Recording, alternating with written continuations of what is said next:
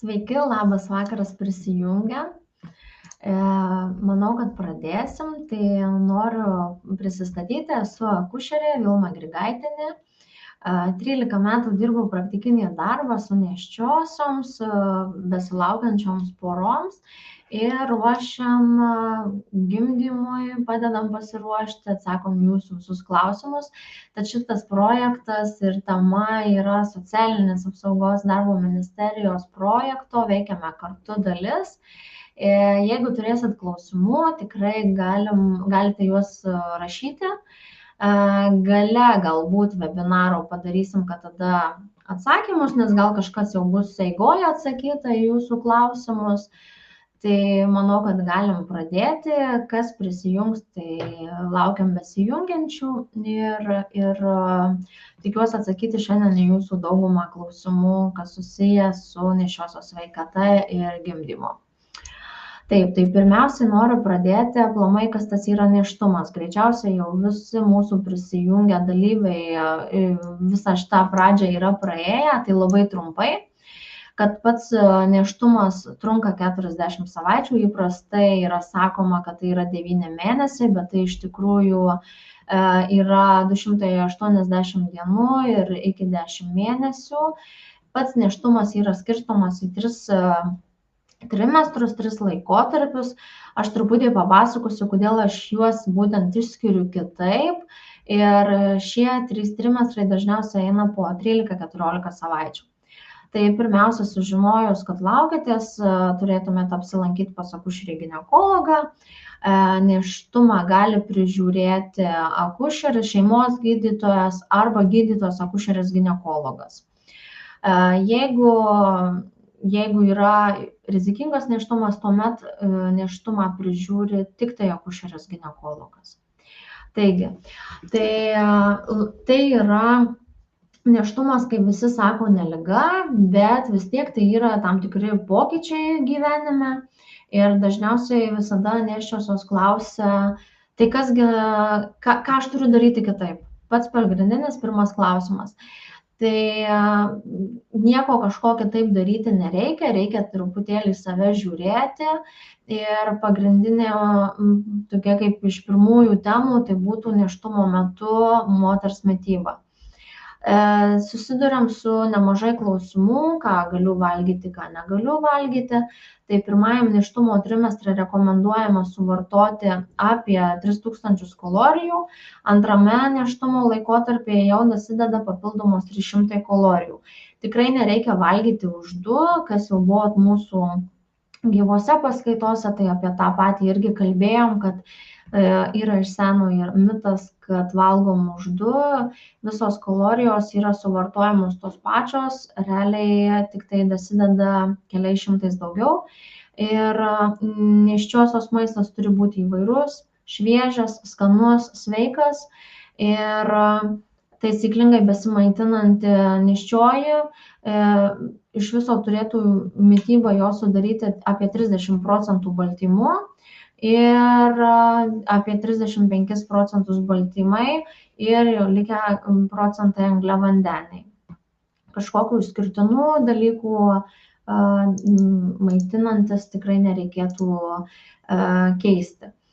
Reikėtų atsisakyti be abejo neapdoroto žalio maisto.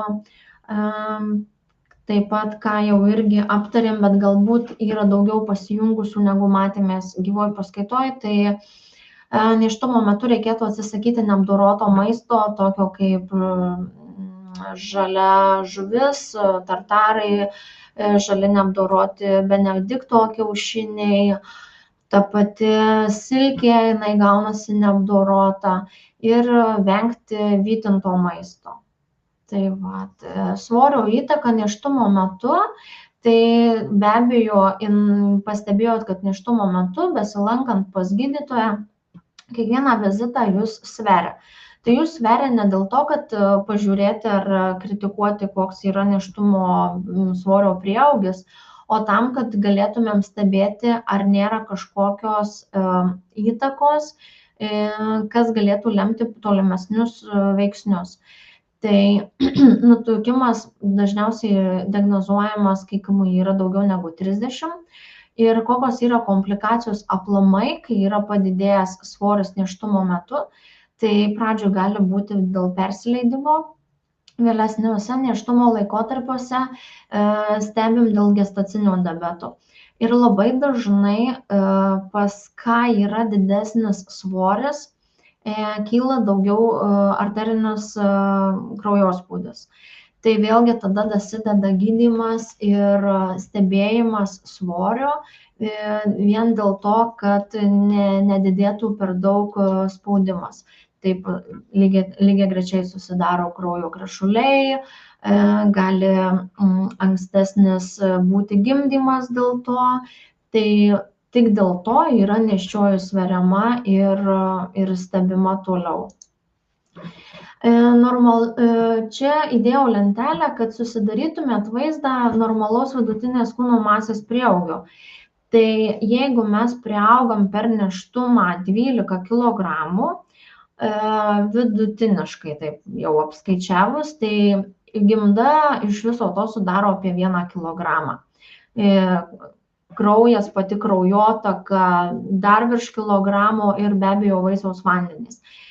Taip, kad nėštumo metu tikrai nereikėtų laikytis jokių dietų arba riboti, specialiai atsisakyti kažkokio produkto. Jeigu vaisius gaus per mažai maisto medžiagų, gali aplamai sutrikti raida. Dėl to gimę mažo svorio naujagimiai būna silpnesni, gali būti tas pats dėl cukrinio diabeto papildomas ištyrimas naujagimių. Ir kaip ir minėjau, valgyti už 2 irgi tikrai nerekomenduojama ir net nereikalinga. Tiesiog geriau sveikas ir kokybiškas maistas. Grįžtant prie ribojamų produktų, tai kava, arbata, kolos gėrimai ar neįvardinau, tai kava rekomenduojama 1-2 puodeliai per dieną. Labai dažnai nėščiosios klausia, kiek galima išgerti kavos.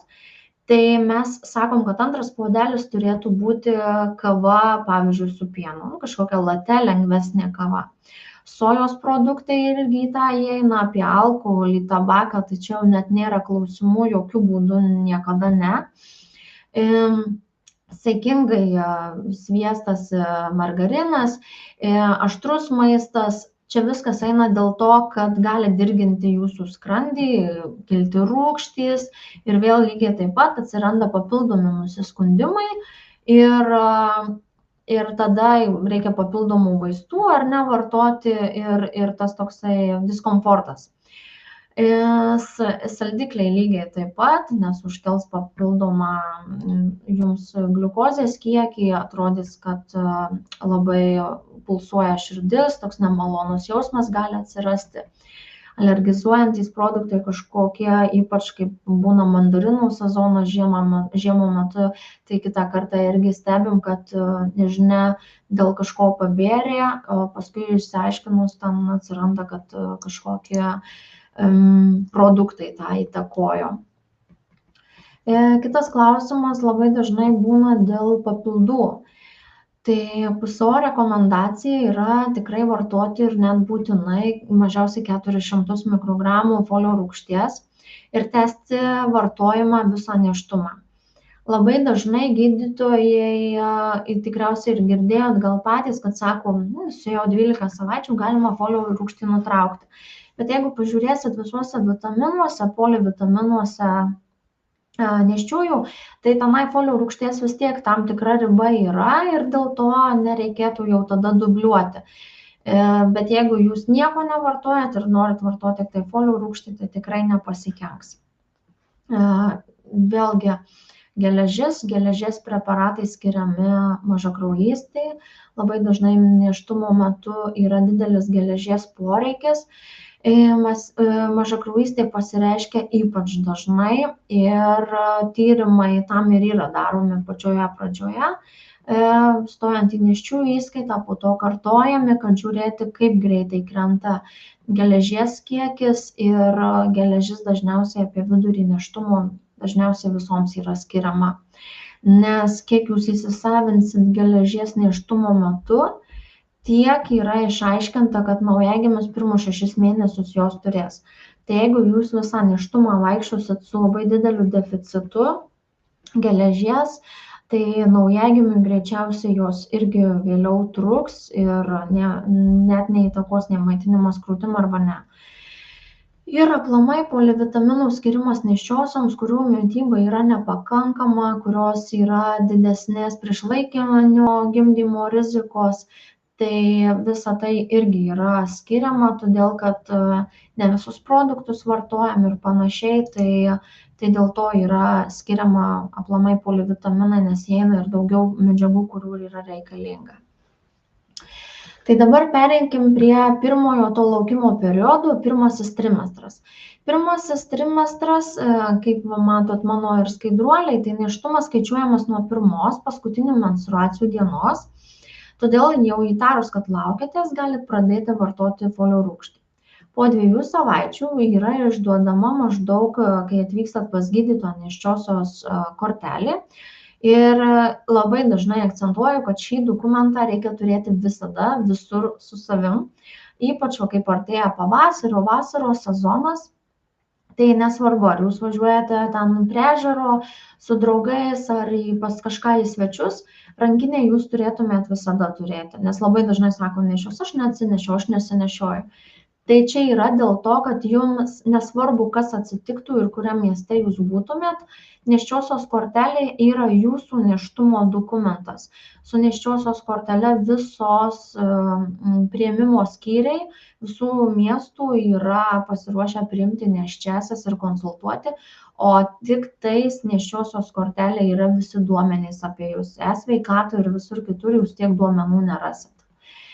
Tai nėščiosios kortelė visada visur. Antrasis nėštumo trimestras, tai jau viduriniuoju nėštumo laikotarpiu, įvyksta jau visų matomų pokyčių pradžia. Pradeda matytis jūsų pilvelis, vizito pas gydytoją arba akušerę metu matuojama pilvo apimtis, kūno svoris, kaip ir minėjau. Šiuo laikotarpiu vieną dieną galite visiškai netikėtai pajusti kažkokį pilve plazdenimą, vaisiaus judesius ar kažkokį netgi iki šiol nebuvusį tempimą, pilvo skausmą, atrodytų lyg tai burbuliukų kažkokį buvimą. Tai visi šitie požymiai pačioj pradžioje irgi yra normalu, nes jūs dar iki galo net pažįstat, kas kur ir atrodo ir gal ir judesiai, o gal ir dujos ir dar kažkas, ar ne? Tai vaisiui augant visą tai pereina į aiškesnius judesius, spyrius, jūs jau atskiriate visą tai, ar ne? Ir pirmą kartą besilaukianti nėščioji judesius dažniausiai pajunta apie 18, apie 20 savaitę, o antrą kartą ir daugiau turinti nėštumų, tai gali būti ir 15-17 savaitė. Bet čia toks viduriukas irgi nereikėtų visada laikytis, nes gali būti ir 21, ar ne? Trečiasis nėštumo trimestras, tai jau skaičiuojamas nuo 27 nėštumo savaitės. Tai šis trimestras, kada jau jūs ruošiatės susitikti su naujagimiu, ar ne? Nuo 36 nėštumo savaitės vizitai pas gydytoją akušerę yra numatomi kas savaitę. Kai kurios įstaigos savo vidinėje tvarkoje yra pasitvirtinę ir kas 2 link 3 savaitės. Šie susitikimai yra tikrai svarbus, nes tai suteikia jums pačioms saugumo jausmą. Atrodo, nes viskas keičiasi permainingai, labai reikia stebėti paskutiniu laikotarpiu vaisiaus judesius. Ir žinoma, jau būnant trečiajam trimestre rekomenduojama apsilankyti įstaigoje, tuos pačius kursus pereiti arba bent išsirinkti numatomai, ar ne, kur jūs galvojate gimdyti, pasidėlioti, kaip važiuosim, ką darysim ir visą šitą susiruošimą pasiruošti iš anksto, kad nereikėtų paskutinę akimirką galvoti, jeigu kažkas nutiktų ar ne, ar anksčiau ir jums pačioms bus ramiau. Po to 3 trimestro aš įdėjau kaip atskirą visiškai 9 mėnesį. Ta vadinama mūsų visų 9 mėnesį. Tai yra visiškai nėštumo pabaigoje streso hormonų lygis moters smegenyse aukštas, pacientės dažniausiai ypač įsitempusios jaučiasi, visos šitos emocinės įtampos tokius kalnelius suteikia, tai tas 9 mėnuo toks visiškai gaunasi išskirtinis, todėl kad atrodo visada laukia, kad tik nieko neatsitiktų, kad tik tai išnešiočiau, o tą paskutinį mėnesį jau laukiam kada pagimdysim, kada greičiau ir visa tai. Tai 9, pavyzdžiui, mėnesį kas pasikeičia kardinaliai. Norisi mažiau valgyti negu prieš tai, tai jau čia pačioj pabaigoje. Pilve jau gaunasi, kad visai mažai vietos judėjimui, kūdikio judesiai jau atsiranda rečiau, bet jie jau gaunasi daug stipresni. Gimdos susitraukimai atsiranda, jie gali būti netgi dažnėjantis. Kūnas ruošiasi gimdymui, tai ir sąnariai, raiščiai tampa elastingesni. Labai dažnai sako, kad ir skauda, ir maudenimas, ir nugara, labai dažnai į kojas pereinantis. Tai visa tai irgi yra nuo užspausto dubens. Dėl didelio pilvelio gali skaudėti ir nugarą. Rekomenduojame lankyti baseiną, mankštas, galbūt taip atlaisvinti būtent tam paskutiniam mėnesiui tos įtampos tokius jausmus. Ir pradeda, kai kurioms ir anksčiau žinoma, bet pagrindas gali tinti rankos pėdos. Jeigu jūsų nėštumas ypač numatomas galas link vasaros ar ne dabar, tai ypač šiltas oras dar dvigubai įtakoja visą tai. Reikėtų gerti daugiau vandens, bet vėlgi, kaip sako, daugiau prigėrus, jaučiausi dar labiau ištinus, tai vėlgi tas toks skysčių disbalansas neužlaikyti to, o vartoti skysčius tikrai reikia. Ir kraujuojančios dantenos labai dažnai atsiranda pacientėms, kurios atrodo pabrinkusios, galbūt net paraudusios, jas skauda. Tai ir antrą, ir trečią trimestrą šitie požymiai yra. Galima ir tikrai rekomenduojama lankytis pas odontologą, gali pagelbėti, bet visa tai iš tikrųjų praeis tik pagimdžius. Taip. Dažnai kamuoja aplamai pačiam gale ir padidėjęs skrandžio rūgštingumas. Dėl viso vaisiaus padėties ir spaudimo pakinta skrandžio padėtis. Vaistai nuo raumens, miego padėtis, teisingas mitybos režimas gali šiek tiek palengvinti jūsų pojūčius. Labai dažnai gydytojai irgi ir vaistinė, ir gydytojai skiria nuo raumens pamėginti arba atsirinkti savo tinkamus vakare produktus, kurie nekelia rūgštingumo. Dėl kraujo apytakos sutrikimų ima varginti kojų mėšlungis. Tai tikriausiai irgi šitą žinote, ne vienai irgi yra skiriamas magnio preparatai, bet vakarais rekomenduojam tiesiog kojas aukščiau palaikyti, kad truputėlį ir kraujotaką palengvinti ir taip nuimti tą mėšlungio jausmą. Iš nugaros į kojas ar pilvelį sklindantis skausmas gali atsirasti. Tai vėlgi reikėtų neišsigąsti, reikėtų įsivertinti, dėl ko visą tai atsiranda, neleisti būtent kažkaip nekokybiškai išsimiegoti, ar ne, yra ir tos miego pagalvės ir surasti savo tinkamą poziciją. Ypač nugaros skausmas būna būdingas, kai nugali šoną. Fizinis krūvis, tempimo pratimai, kvėpavimo pratimai visiems šitiems pilvo, nugaros ir kojų skausmam lygiai taip pat padeda. Pats pilvo skausmas gali būti kaip gimdymo požymis. Todėl atsiradus jau pačiam kaip pilvo sukietėjimui, spazmui, visada reikėtų kreiptis pirmoji vietoje reikėtų įsivertinti, ar tai atslūgsta ir praeina. Jeigu nepraeina ir tęsiasi, ir kurį laiką tęsiasi, tai reikėtų kreiptis į savo nėštumą prižiūrintį gydytoją, arba jeigu tam savaitgalis nedarbo diena, tai nėščiųjų priėmimą. Ir tinimai, edemos, tai čia lygiai taip pat atsiranda kaip ir kojų mėšlungės.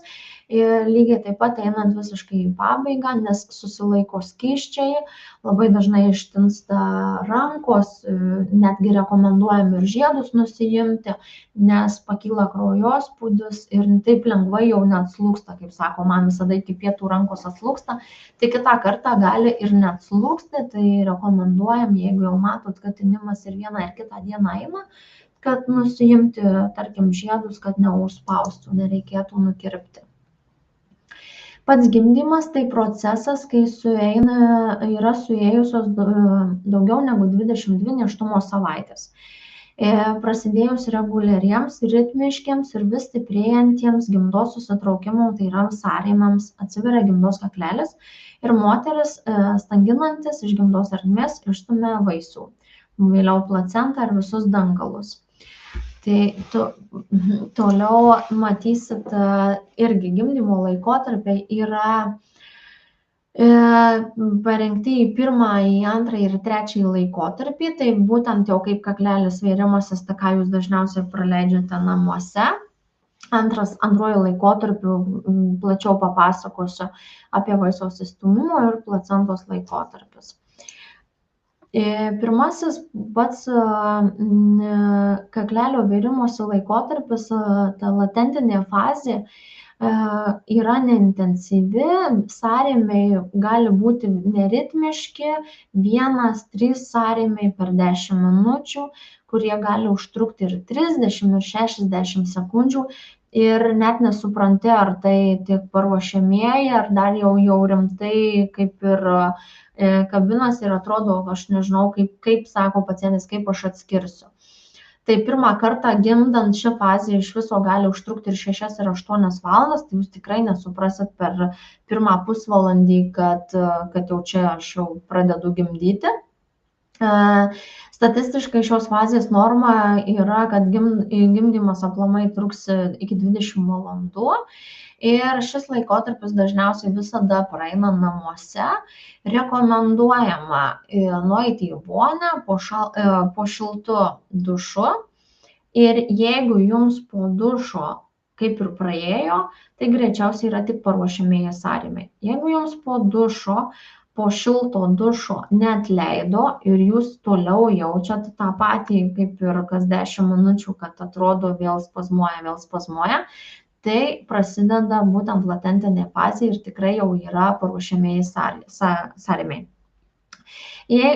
Aktyvioji fazė, tai jau kai gimdos kaklelis prasiveria apie 4 cm ir jau sąrėmiai atsiranda reguliarūs. Šiuo laikotarpiu jūs jau kaip ir būnat 4-6 valandas prabuvus namie ir atrodo, jau tikrai gimdom, tai su reguliariais sąrėmiais, su kiekvienu vis stiprėjančiu ir ritmišku, jau kas 3-5 minutes, kas 3 sąrėmius turint iki 10 minučių, jau jūs turėtumėte vykti į gydymo įstaigą. Pirmą kartą gimdant ši fazė gali trukti iki 5 valandų. Tai tikrai jūs niekur nepavėluosit, kad ir dar valandą, kas 10 minučių turint sąrėmius, dar valandą jūs pabūsit namie, tikrai davažiuosit iki gimdymo namų ir taip sulauksit būtent jau galutinės gimdymo fazės. Toliau vaisiaus įstūmimo laikotarpis. Tai vidutiniškai gimdant šis laikotarpis tęsiasi apie 1-2 valandas. Jeigu jums yra atliekamas epidurinis nuskausminimas, tai gali trukti ir iki 3 valandų. Dėl to ir sako, kad su epiduriniu nuskausminimu gimdymas šiek tiek užsitęsia. Gimdant ne pirmą kartą, visą tai gali trukti iki 2 valandų arba iki valandos, ar ne? Vėliau, trečiuoju laikotarpiu, tai jau placentos laikotarpiu, prasideda jau kai gimsta naujagimis ir baigėsi placentos ir vaisiaus dangalų gimimo. Aktyvaus placentinio laikotarpio metu gimus vaisiaus galvutei, jei moteris neatsisako, į veną yra suleidžiamas oksitocinas, kad placenta greičiau atsiskirtų nuo gimdos sienelės ir palaukiama, kol jinai užgims.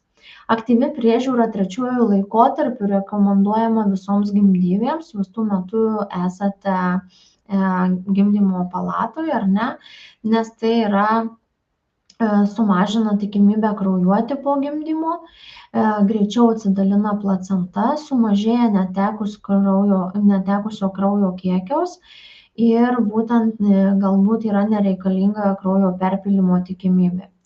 Vidutiniškai fiziologinė placentinio laikotarpio trukmė yra 15 minučių, vidutinė aktyvaus būtent šio laikotarpio trukmė yra 8 minutės jau kai yra suleidžiamas oksitocinas. Tai čia tos 5 minutės ar ne skirtumo. Dažniausiai gimdymo trukmė, apibendrinant, tai pirmą kartą gimdant iki 14 valandų, antrą ir daugiau kartą gimdant yra 6-8 valandos, tas vadinamas greitasis gimdymas, kada jau nuo sąrėmio pradžios pagimdoma yra per 3 valandas. Tai čia jau yra tų pacienčių tokie vienetai, bet be abejo visur visko pasitaiko. Taip, tai pereinam tada prie gimdymo požymių, kaip juos atskirti, ar ne? Tai mes kalbėjom, kad paruošiamieji sąrėmiai, jau juos tada atskiriam, kad paruošiamieji nereguliarūs, gimdos susitraukia, praeina po vonios, ar ne, nedažnėja jie ir jie būna nevienodos skausmingumo. Užeina, praeina, vėl užeina, kažkada praeina. Pasišalinti gali gleivių kamštis. Kamštis bus skaidrus, su gelsvom, rausvom kraujo priemaišom, bus vėliau skaidruoliai ir nusileidžia šiek tiek gimdos dugnas. Nes pacientas sako, man toksai net kaip atlaisvėjimas atsirado, nusileido truputėlį pilvas žemyn. Tai vaikučio galvutė nusileidus žemyn į mažąjį dubenį, pasikeičia pilvo išvaizda ir net nėščiai tampa lengviau kvėpuoti. Tai šitas irgi požymis priskiriamas prie gimdymo požymių. Ir gimdymo požymis be abejo pagrindinis tai yra, kai nuteka vaisiaus vandenys. Tai jau gimdymo veikla, tada sąrėmiai turėtų prasidėti per artimiausias 4 kažkur valandas. Gleivių kamštis atrodo štai taip, tikrai ne visoms jisai pasišalina, bet jeigu tokį darinuką jūs randate ar ne po tualeto ar kelnaitėse, tai tikrai nereikėtų įsigąsti, todėl kad, kaip matote, nuotraukoje yra ir tokių kaip ir kraujo priemaišų, tai čia tikrai nėra ne kažkoks kraujavimas, tai tiesiog toksai gleivių kamštis iškrenta ir viskas, atsidalinus truputėlį kakleliui. Taip atrodo vaisiaus vandenys, kurie yra šviesūs, skaidrūs vadinamieji, ar ne? Tai čia irgi tik tai dėl bendrų žinių, kad suprastumėt, jeigu vaisiaus vandenys išbėgo taip kaip iš puodelio, ar ne, irgi su keliom priemaišom nutekėjo, tai nieko tokio. Jeigu vaisiaus vandenys yra kitokios spalvos, jūs turėtumėte atvykti nedelsiant į gydymo įstaigą. Taip, tai dabar kada vykti į tą gydymo įstaigą? Pastebėjus kraujavimą iš makšties, bet kokį ir bet kokio nėštumo laikotarpio, nesvarbu, ar jums 20 savaičių ar 40, jūs iš karto turite važiuoti į stacionarą. Sumažėjus arba jeigu staiga nejaučiat vaisiaus judesių. Ir, žinot, jautėt, dabar nejaučiat. Tai jau jūs vis tiek suprantat, koks tas ritmiškumas, kada jisai yra, kokie tie judesiai. Tai pakalbinat savo pilvuko gyventoją ir tada stebit vieną laiką, kitą ir stebit, kad vis dėlto nėra, neramu, kreipiatės į gydytoją arba tiesiai į ligoninę. Jeigu jaučiate reguliarius sąrėmius, apie ką kalbėjom, kad jau reguliarus, tai pereina į gimdymo fazę. Ir kai nuteka vaisiaus vandenys. Tai čia pagrindiniai tokie atvejai, kada visuomet. Dabar truputėlį jungsim video, kad susidarytumėt vaizdą, neįsigaskit, jisai nėra baisus, tiesiog toks prieinamas, suprantamas, kaip atrodo gimdymas. Tai pažiūrėkit ir tada tęsim toliau.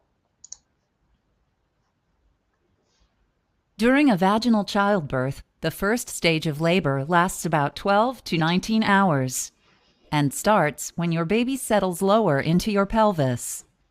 In response, your cervix begins to efface or become thinner and dilate or widen. During this time, you may feel strong, regular contractions occurring every 5 to 20 minutes, and lower back pain and cramping that doesn't go away. You may see a brownish or reddish mucus discharge, which could be the mucus plug at the opening of your cervix, falling out. Your water may break, which can either be a large gush of fluid or a continuous trickle. If you experience any of these symptoms, contact your doctor or midwife to see if you should go to the hospital. At the beginning of stage 2 of labor, which usually lasts from 20 minutes to 2 hours, your cervix is fully dilated to 10 centimeters, and your baby's head has moved beyond the cervical opening into your birth canal.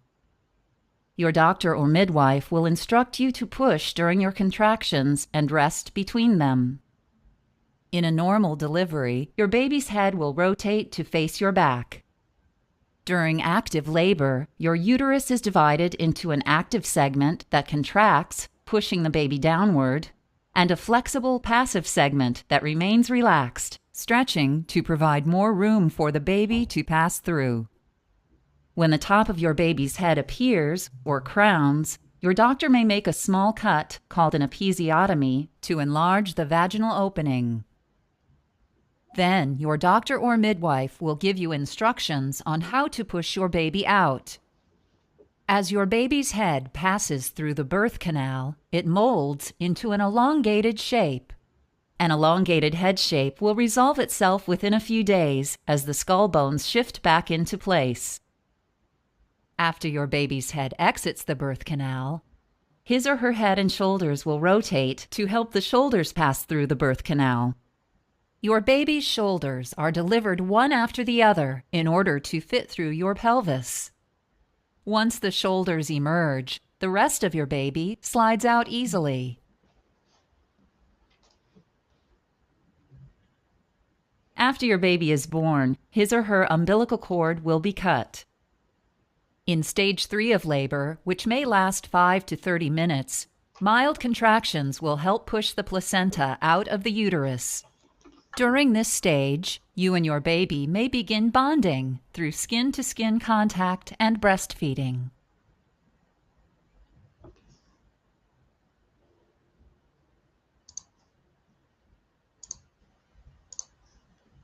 Tai va, matot, koksai mūsų grožis ir kaip atrodo viskas paprasta. Iš tikrųjų, mums tik tai reikia žinoti, kaip būti pasiruošus.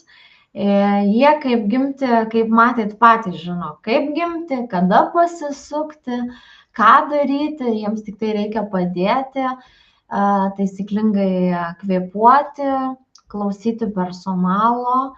Ir nežinau, man šis video visada sukelia tokią šypseną, nes atrodom tokie protingi tie vaikai mūsų, viską žino, ką daryti. Tai dabar pereinu truputėlį prie gimdyvės krepšelio, nes iš tikrųjų pagrindiniai tokie klausimai kaip ir būna, ką turėti. Tai, kaip matote, šone įdėjau netgi tuos tokius reklaminius, nes atrodo ir visos parduotuvės, net dabar ir vaistinės, reklamuoja tus tokius gimdyvės krepšelius. Tai nieko iš to tikrai aš nereklamuoju, nei agituoju, kad turėti arba ne. Iš tikrųjų, tai pasižiūrėkit, kad neapkrauti savęs. Ką labiausiai rekomenduoju, tai būtent į akušerijos priėmimo skyrių be abejo nėščiosios kortelį. Joje visada jau lingalo nėštumo laikykit ir asmens dokumentą, jeigu patogu. Jeigu turit kažkokius svarbius išrašus, ar ne, dabar jau mes pereinam prie to sistemingo, kur viskas persikelia į elektroninę formą, bet vėlgi visokių niuansų yra, užstringa ir panašiai dar vis.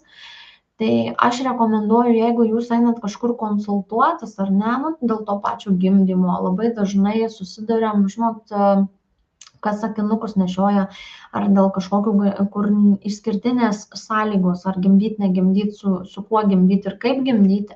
Tai jau tokius svarbesnius dokumentus, tai tikrai turėkit šalia nešiosios kortelės, kad galima būtų vietoj čia ir dabar perskaityti, jeigu ten kažkas neužsikrautų ir neitų internetu pažiūrėti, ar ne. Persirengimui savo turėkit naktinukus, marškinius ar kažkokias tiesiog maikutes, neslidžias šlepetės įsidėkit, būtinai chalatą ir kojines. Kojines tikrai yra svarbu, todėl kad vėsu atrodo, tada atrodo tai šilta, tai šalta, tai kojinių tikrai reikėtų, ar ne? Ir be abejo, išskyriau, kad visada turėti telefoną ir jo pakrovėją. Tai čia kaip ir pagrindiniai tokioje vietoje, todėl kad vis tiek ar susisiekti, ar kažkokią informaciją perduoti, ar davežti kažkokių daiktų, ar ne ko reikėtų. Tai čia tokiam baziniui nuvykimui būtent į akušerijos priėmimą.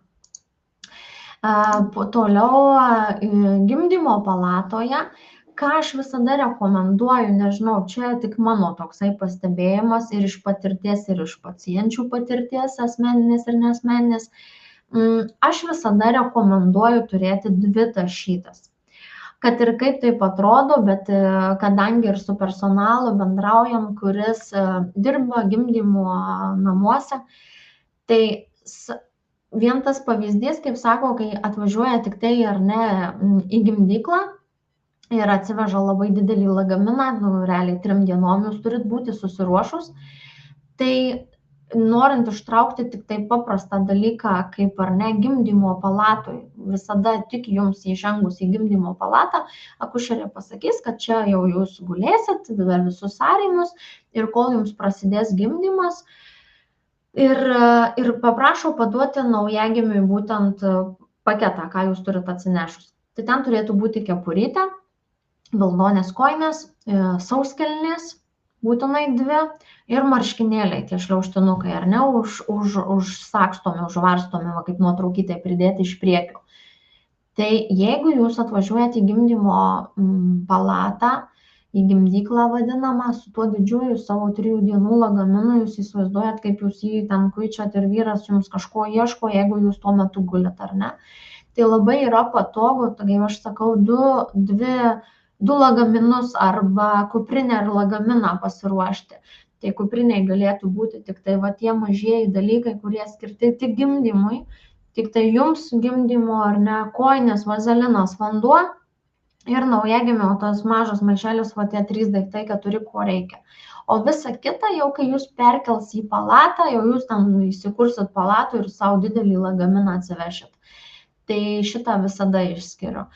Ir į gimdymo palatą visada pasimkit kažkokiu ir lengvų užkandžių. Tai galėtų būti ten tyrelės tos spaudžiamos, dabar populiaru tie batonėliai, javaininiai ar vaisiniai ar kažkokie, ar ne. Pats kaip vandens buteliukas, sausainis kažkoks. Nes jeigu tai ir ne jums, tai bent su jums šalia esančiam vyrui, tai tikrai per tas 6-8 valandas tikrai pravers. Palatoje jau didžiajam lagamine 3 dienų, tai reikėtų turėti bent 3-4 komplektukus naujagimio rūbų, sauskelnių 1 numerio ar ne, vienkartinių palučių, merliuko, rankšluostukų, kažkokio šiltesnio užkloto. Žinoma, ligoniniai tikrai ir duos, ir naujagimis yra užklotas, bet vis tiek ar jūs ir pas save pasimsit, ar dar kažkaip, tai dažniausiai norisi kažkokio pleduko. Jums reikėtų būtent maitinimui skirtų miego rūbų, kad būtų patogu. Tai dažniausiai būna užsakstoma ar kažkaip kitaip iš priekio, ar ne, naktinukai, marškiniai vadinami, ten tokie vyriški. Dienai rūbų patogiau apsirengti, nes toje palatoje yra pakankamai šilta dėl naujagimio ir atrodo ir jums hormonų pokytis po gimdymo visas išsibalansavęs ir toks būna labai dažnai padidėjęs prakaitavimas. Dar kas aplamai turi tą polinkį į prakaitavimą, tai aš visada rekomenduoju bent kas mėgsta švarą, tai įsidėti daugiau kažkokių tų viršutinių maikučių, kad persirengti, po to ten vyras išveš namo ar kažkur laikysit ar ne. Tai liemenėlė skirta maitinimui taip pat turėtų būti, higienos priemonės, kaip į gimdymo palatos lagaminą turėtų būti sauskelnės ar tie didieji paketai, taip čia jau galėtų būti ir įprasti ar šiek tiek tie didesni. Tai jeigu būtent pirksit gimdymui, tai jie jau būna didesni negu įprastai. Rankšluostį savo, intymios higienos kažkokį prausiklį ir rekomenduojama kremas kažkoks speneliams, nes pirmom parom, kada niekada tai nėra buvę, prasideda maitinimas, tai dažnai krūtys būna tos vadinamos apkramtytos ir tas kremas tokį irgi nuima, palengvina, tai kad nereikėtų iš pirmos dienos važiuoti į vaistinę, tai tą visai rekomenduojam turėti. Tai akušerijos priėmimo skyriuje gydytojas arba akušerija užduos jums įvairių klausimų apie jūsų patį nėštumą. Atkreipkite dėmesį, kada nutekėjo vaisiaus vandenys ir kada prasidėjo reguliarūs sąrėmiai, nes jūs kaip atvyksite, jau jūsų paklaus, kiek laiko praėjo ar ne. Į priėmimo kambarį kambaryje taip pat jums pamatuos kraujo spaudimą, temperatūrą, gimdos dugną ir užrašys kardiotokografu vaisiaus širdies darbą. Gydytojas akušeris apžiūrės ir bus įvertinamas gimdos kaklelio atsivėrimas. Tik tai va nuo to ir priklauso, ar jūs dar būsit stebima ir išleidžiama namo, ar jau jūs būsit perkeliama į gimdymo palatą ir gimdyti, ar ne.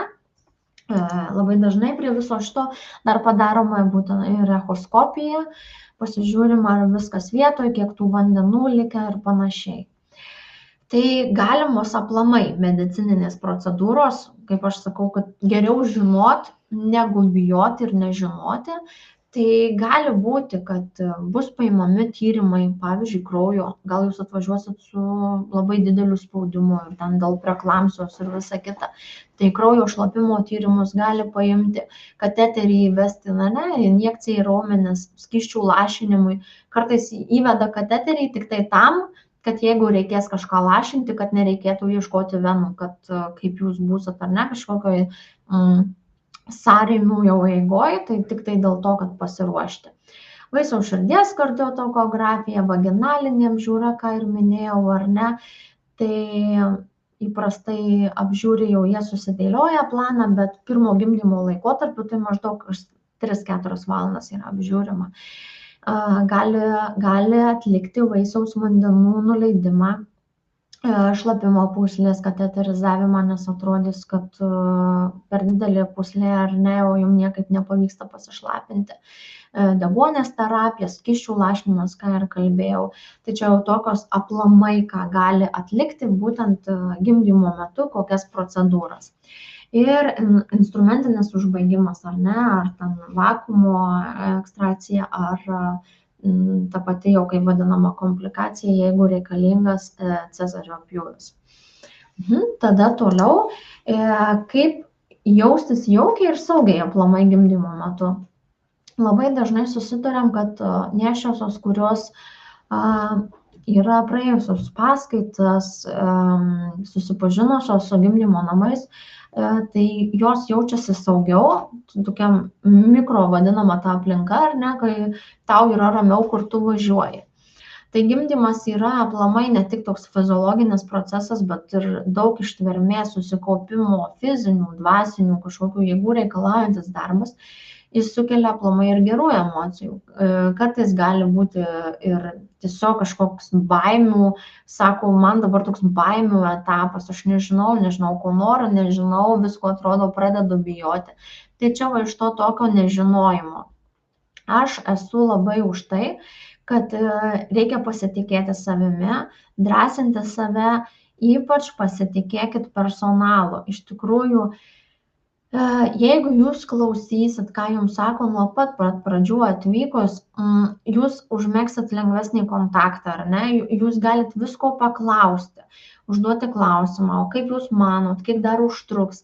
Jie jau tikrai tą mato ir labai dažnai ir dabar jau gydytojai, tik atvykus į gimdymo namus, nusprendžia, kaip greitai einasi, jau jie kitą kartą pasako, planuojam, kad apie pietus jau turėsim naujagimį.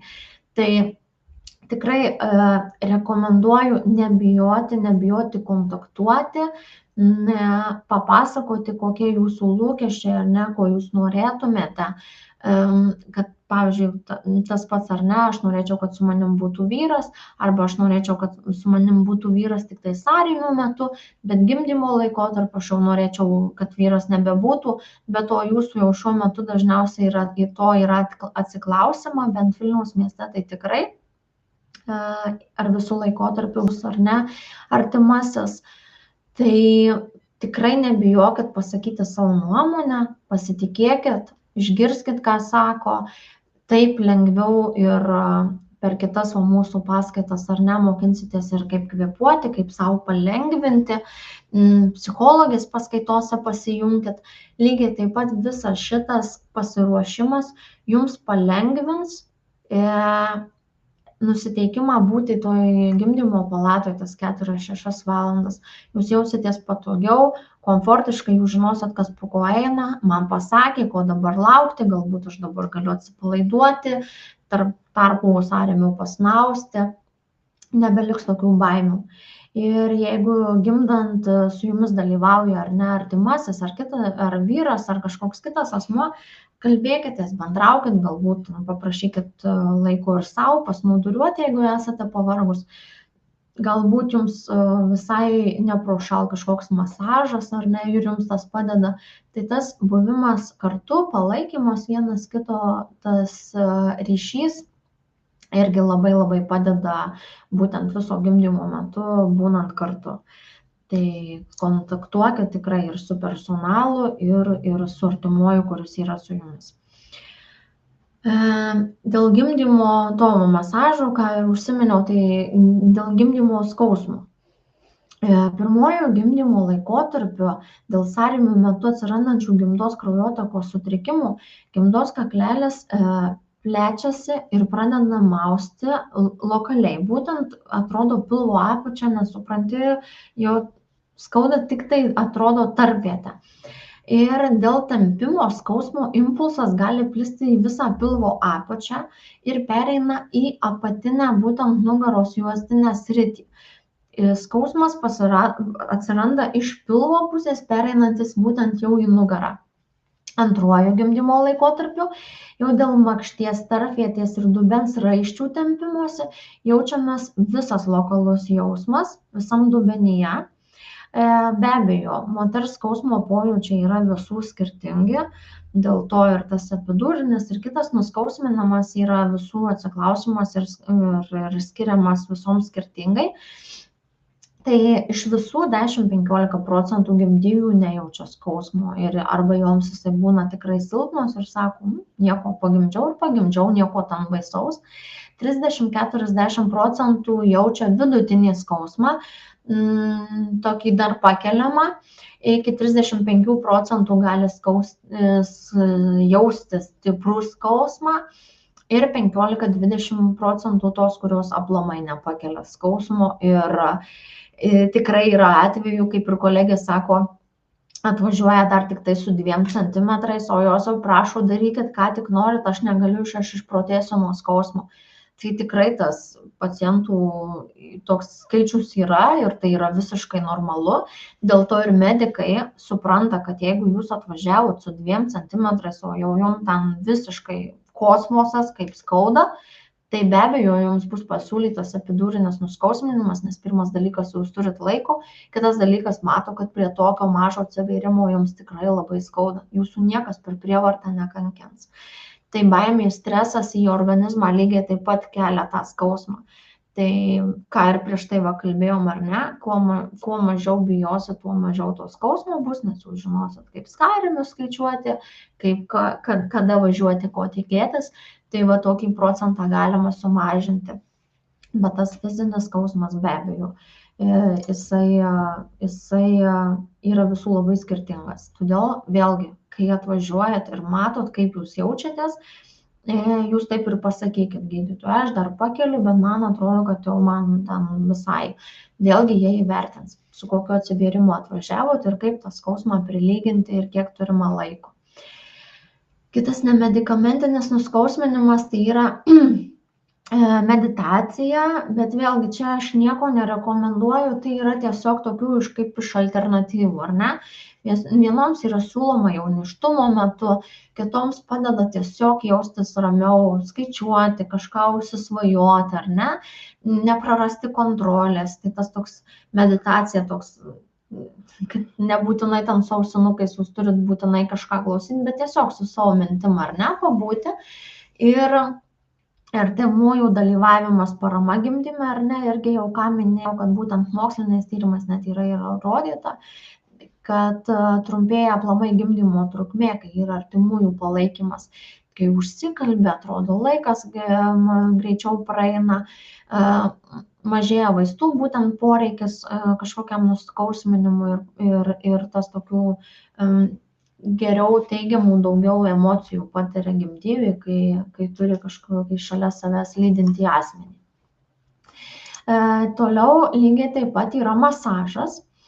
Tai masažą mokinsitės ir gyvose mūsų paskaitose, tai tikrai užsiregistruokit ir išmoksit ne tik kvėpavimo, bet ir būtent nuskausminimo technikos.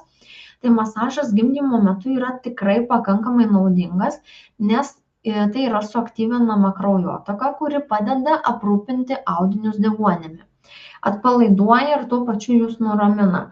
Pagrindinė gimdyvių masažo zona yra kryžkaulis. Kaip bebūtų, tai kažkokiu būdu, ar jūs ten būsit kaip nuotraukytė esu įkilus, ar ant nuotraukos, ant kamolio, ar sėdint, bet nugarą, būtent kryžkaulį išmasažuojant, tai artimasis jūsų tikrai gali jums palengvinti ir tokį tarp sąrėmių būtent nuimti tą bloką.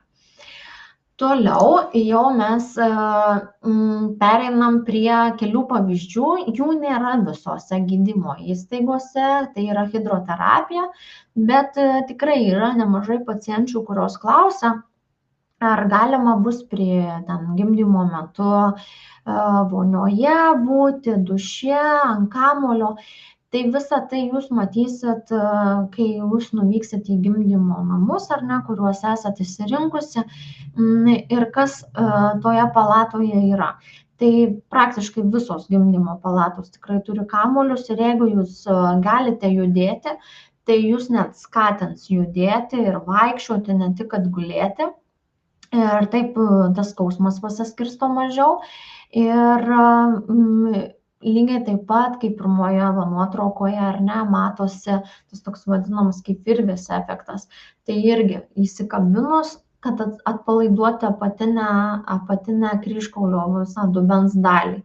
Tai irgi, bet to neturi, aišku, visos gydymo įstaigos, kaip ir vonių neturi visos gimdymo palatos. Tai dažniausiai per gimdymo namus yra viena ar dvi palatos su vonia, kurioje galite būtent tą, kol esate iki gimdymo tuos sąrėmius pasinaudoti.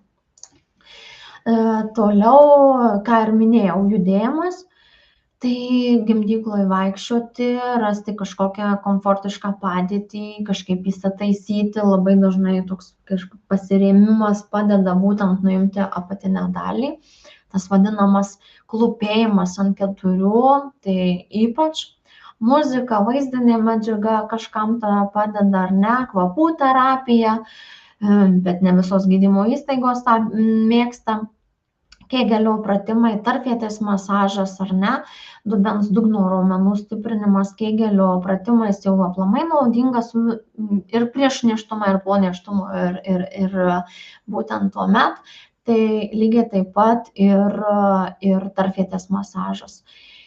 Kegelio pratimus reikėtų atlikti jau 3-4 kartus per dieną jau viso nėštumo metu, nes jūs taip stiprinat pačią savo tarpvietę.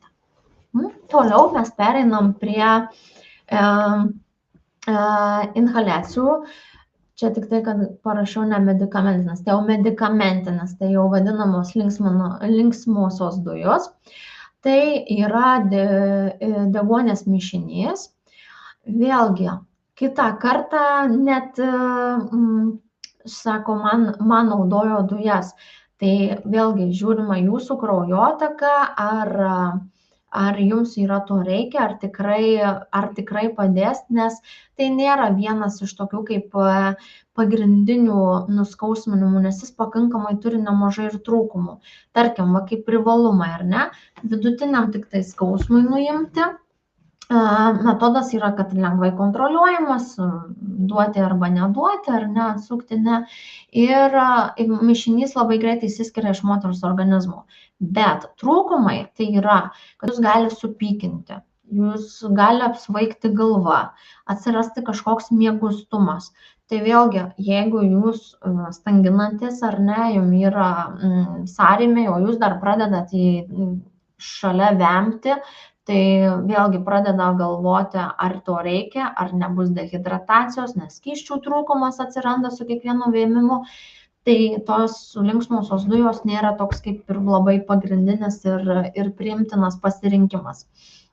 Komplikacijos naujagimiui tai tiesiog gali būti kvėpavimo susilpnėjimas, bet tai praeina momentiškai ir daugiau, kaip sakyčiau, kaip jums. Vienas iš pagrindinių nuskausminimo būdų, tai ką jau ir buvau užsiminus, tai yra epidūrinis nuskausminimo malšinimas. Jisai atliekamas būtent jau gydytojo anesteziologo su specialia adata juosmeninėje stuburo dalyje, sukėlus vietinę nejautrą yra įkišamas epidūrinis kateteris, per kurį švirkščiami specialūs vaistai skausmui malšinti. Poveikis prasideda išsyk per 3-5 minutės. Ir tas maksimalus jau poveikis efektas būna po 15 minučių. Ir epidūrinis nuskausminimas yra kontroliuojamas ir gali būti tęsiamas viso gimdymo metu iki pat, kol gimsta naujagimis. Tai privalumai. Tai veiksmingiausias skausmo numalšinimas iš tikrųjų. Galima didinti vaistų kiekį, tai ar ne, jeigu mato, kad vis tiek nėščiai skauda, tai didina. Jeigu prireikia, tarkim, kažkas situacija keičiasi ir prireikiamas cezario pjūvis, tai čia neturi jokios įtakos, pagerina gimdos ir placentos aplamai kraujotaką, būtent epidūrinis nuskausminimas, neslopina gimdyvės ir jokio kvėpavimo. Tai jums realiai kaip ir neturi jokio poveikio, apart kad nuima skausmą. Trūkumai tai tikrai pakankamai sudėtinga procedūra, nes specialiai yra kviečiamas anesteziologas, apribotos jau tada atsiranda galimybės judėti, nes jūs gaunasi, kad jūs esat pajungta ant vaistų, ar ne, ir jau to tokio judėjimo po palatą nėra, dėl ko dažniausiai gimdyvės išreiškia tai, kad man suleido epidūrą, nuėmė visiškai skausmą ir aš galiu valandai, pusantros net užmigti iki kitos gydytojo apžiūros, kur ateina stebėti tiesiog kiek veriasi kaklelis, ir kaip greitai ruošiamės gimdymui, nes iki 0 yra numažinimas skausmas. Labai retai, bet gali sukelti kažkokį nugaros, galvos galbūt skausmą jau po pačio gimdymo ir moteris gali iš vis nejausti stangų. Todėl gimdymą gali tekti užbaigti kažkokiu, pavyzdžiui, instrumentiniu būtent būdu, tai tam vakuumu ar kažko, bet čia irgi išskirtini atvejai, todėl kad kai yra suleidžiamas epidūras, jūs dažniau stebi ginekologas, koks yra atsivėrimo kaklelio greitis ir prieš galą yra visiškai nuimami vaistai tam, kad jau jūs išsistangintumėt pati. Tai čia jau toks visiškai kraštutinumas šio punkto ir tikrai jau tai yra tik tai labai retais atvejais. Taip, tai čia dabar yra nuotraukytė, kurioje vietoje maždaug, ar ne, yra suleidžiama epidūrinė būtent nejautra, atliekama būtent spinalinė, ar ne, tai kaip ir epidūras, lygiai toje pačioje vietoje, praduriami gilesni stuburo audiniai ir patenkama į nugaros segmentų kanalą. Ir, kaip ir sakiau, per 1 minutę tęsiasi ir 2 valandas, ar ne, ir atliekame cezario pjūvis lygiai taip pat, tuo pačiu būdu irgi nuskausminamus. Tai ar epidūras, ar spinalinis, jeigu prireiktų ar to, tai vis tiek yra dūris lygiai toksai pat. Tai kas atsiranda, kas nutinka tiksliau pagimdžius, ar ne, tai aš tai pavadinau tokia pokyčių karuselė. Nes ankstyvasis pats laikotarpis po gimdymo tęsiasi 24 valandas, vėlyvasis laikotarpis jau kai užtrunka pačias 6-8 savaitės. Dėl to rekomenduojama po gimdymo pasitikrinti po 6-8 savaičių, nes tai vadinama, kad pogimdyvinis laikotarpis baigėsi. Per šį laikotarpį moters organizme vyksta visi fiziologiniai vėl iš naujo pakitimai, organų, sistemų, visos persitvarkymas ar ne, kuomet moters organizmas grįžta jau į ankstesnę buvusią būseną iki nėštumo. Taip, tai mes tada, kas labai yra svarbu po gimdymo, pirmoji vietoje, dar prieš iškeliant jūs į pogimdyvinę palatą, tai jūs po gimdymo gimdykloje būsit 2 valandas ir jums stebės irgi, koks yra kraujavimas. Ten, kaip ir sakiau, ar ne, gimdymo kelnaitės, sauskelnes rekomenduojama turėti ir akušerė prieš keliant į pogimdyvinę palatą visuomet paklausia, kaip gausiai kraujuojat, koksai tas kraujavimas. Tai normalu, kad traukiantis gimdai, pirmas 3-4 dienas kraujavimas tikrai yra gausus ir tai net nelyginama yra su mėnesiniam, tai yra truputėlį pirmą tą parą tai iš vis ir tokiais krešuliais. Vėliau jau jis ima mažėti ir tampa kaip jau įprastos menstruacijos. Tai jau sakyčiau, tik tai po 3-4 dienos jau vadinkim kaip mėnesinių kraujavimo. 7-10 dieną išskyrų kiekis ženkliai sumažėja, pašviesėja, jau ir spalva tokia būna skaidresnė, rožinė. Ir tik tai gali būti, kad po kažkokio fizinio krūvio dar kažkoks toks didesnis pakraujavimas. Jau 3-4 savaitę išskyros būna balkšvos, gelsvos spalvos ir 6-8 savaitę jūs jau galit išvis jokių išskyrų nebeturėti. Kraujingos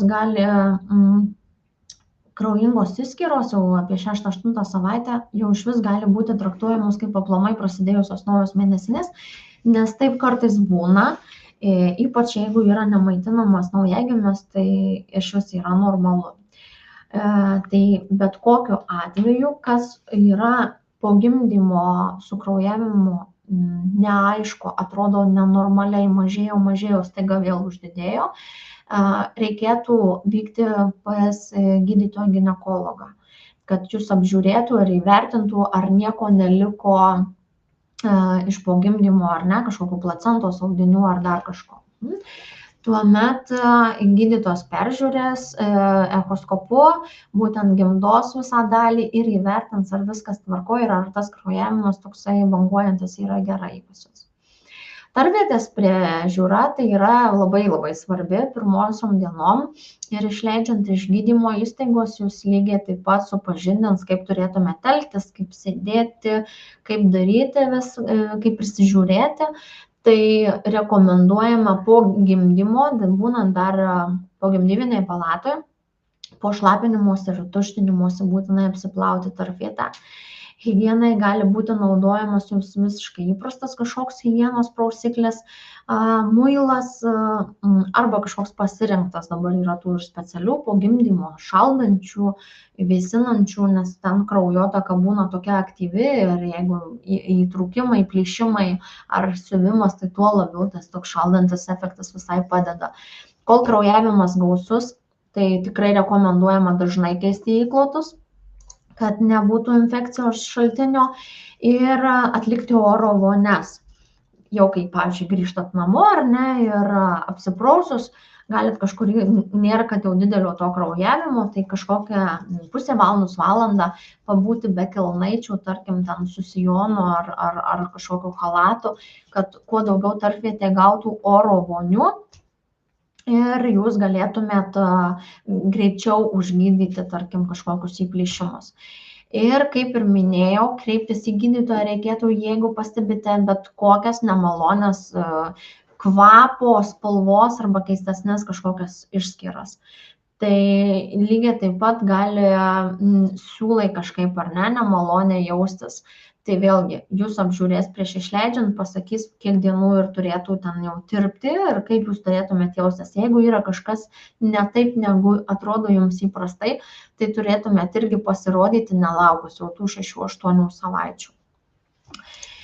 Taip, kas vyksta su krūtimis? Tai 3-4 parą po gimdymo krūtys yra visiškai sukietėjusios, jos yra tos vadinamos, kaip pacientė sako, užsidegusios, jos kaista, skauda jas ir tai viskas vyksta dėl būtent priešpienio virtimo į pieną ir dėl gausėjimo pieno, ar ne, nes gaminasi visa verda, kuriasi, kai aš sakau, žindymo pradžia.